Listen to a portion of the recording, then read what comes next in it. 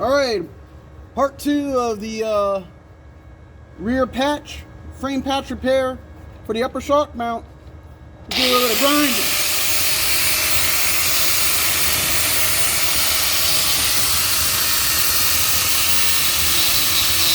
Just knock down some of this weld here.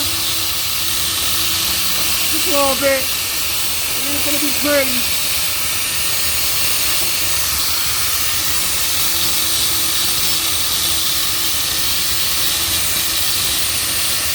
I want to get some of this weld in that filler. Fill it a little bit in on the and I might even weld on the back side of this patch.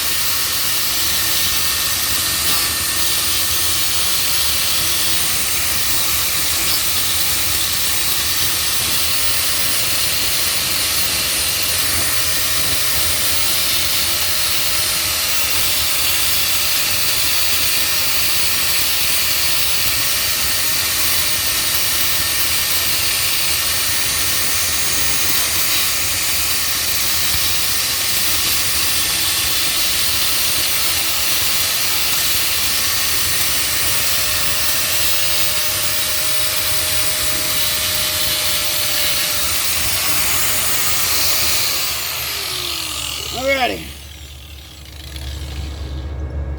With that being said, I just want to throw some weld up in here. Try to do what I can do. See if this got my settings on. So on the Titanium Flux Easy Flux, I got voltage set at G and wire speed set at about 7 and 8. So let's get on it.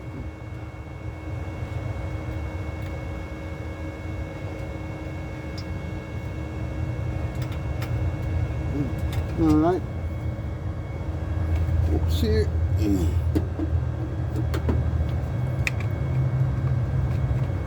Probably have to reconnect my ground.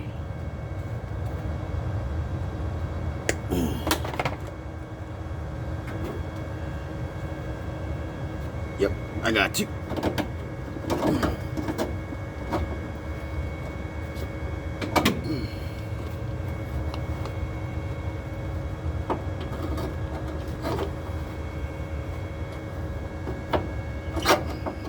Sorry, gang.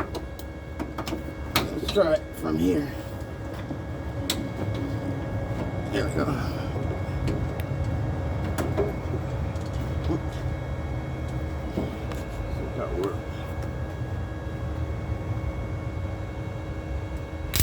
There we go.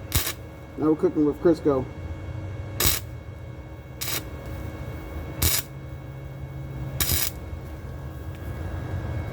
For the reason the hammer looks extremely bright. Don't want to be blinding myself.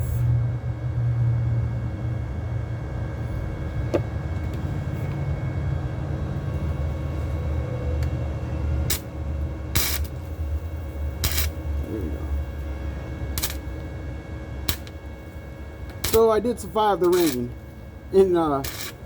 from part 1. It was about 20-minute delay, but hey, when you're doing stuff for yourself, you want to enjoy the process. You want to enjoy the journey. It's not like I'm getting paid by the hour. I'm trying to learn and apply as I go through this. Learn and apply so I can get better each and every time. And I'm just going right when it's getting hot there. I milled right there in the center. I follow right up behind it, so it's molten red. I'm not really quite worried about warpage in this. The frame itself measured out at 3/16 on my micrometer, and the piece of steel that I'm putting in is 3/16 as well. Other than 24 years of of rust and corrosion through the years of who knows what I'm welding to, it seems pretty thick. You saw in the first video I was going back and forth. Now I'm just going around in a circle, going around the whole thing in a rectangular like fashion.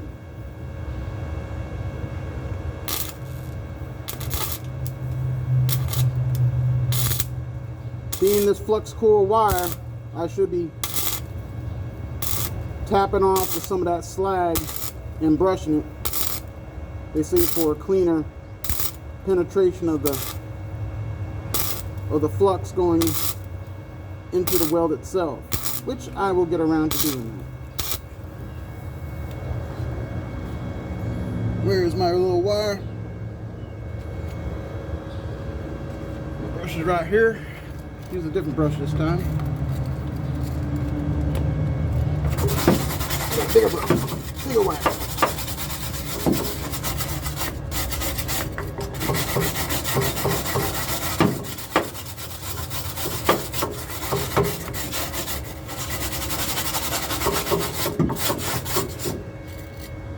So, the question was, what is the case of working with your hands? What is that? What does that really mean?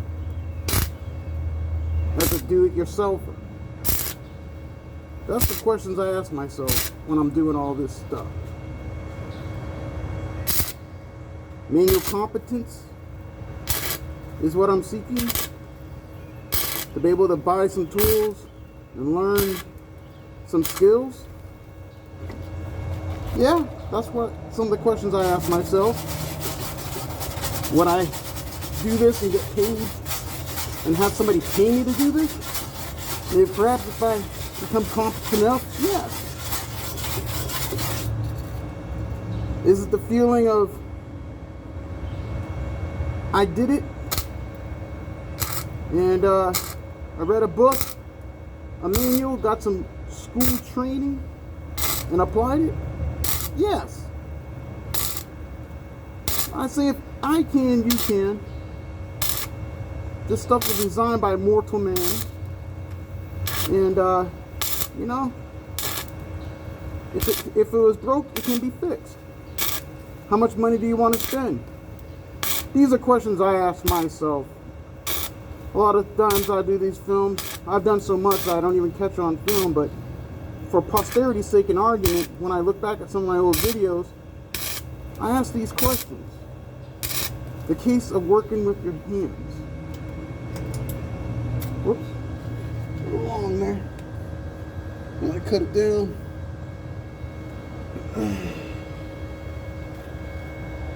Anyway.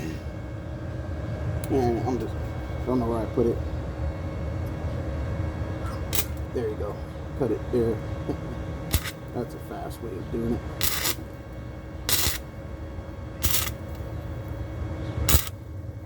And you notice this right here? I'm going to fill that in.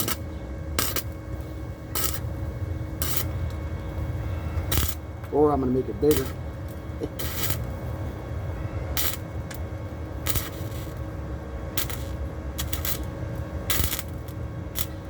I'm going to tack back and forth.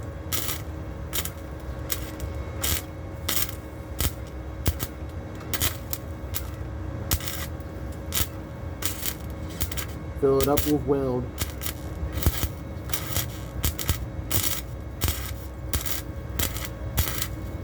I've gone to the backside and wire wheeled some of it off, so I believe I got most of the rust and corrosion out of that area. So yeah, I probably could have taken another 3/16 plate and square and put it up in there, but you know what, I can, if necessary, when I further do frame repair to this truck in the future. But I just want to get at it now, right now.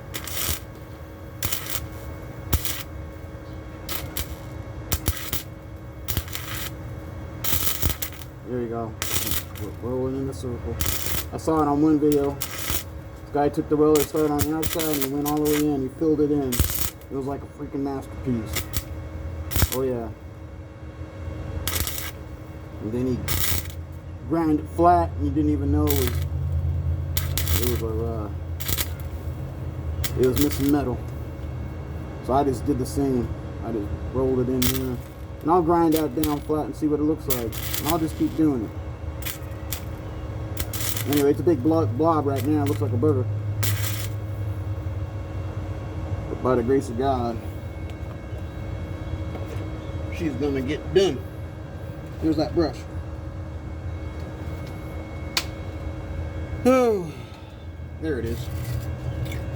My grinding isn't on. So the case of working with is here. Knowledge, skill, and ability. Some of my knowledge, yes, from books.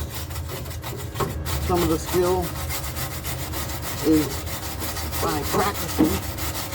The ability, maybe that, I believe that is an aptitude. You're born with it, or God gave it to you, and you just improve on it. Either way, with no ability, you gotta, I believe you all have a measure of ability. I honestly believe that.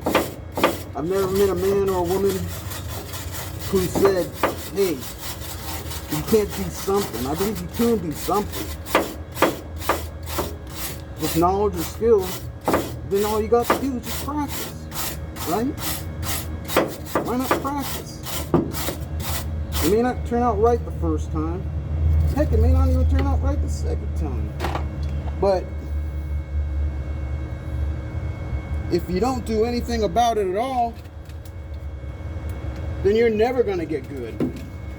You can apply that to sports. You can apply that to whatever you do. You put 1,000 hours into something, I believe you're going to get good. Anyway, sorry, I took a little second break there.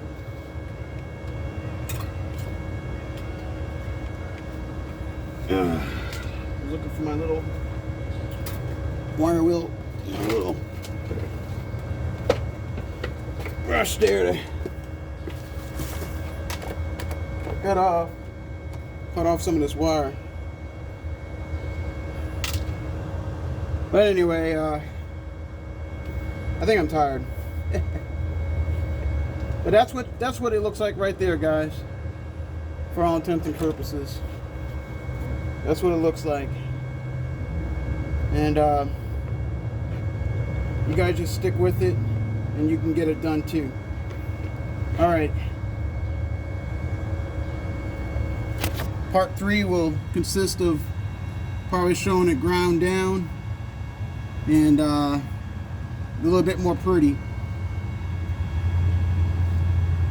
Alright, you guys have a great Ablecraft day. You guys can do this too.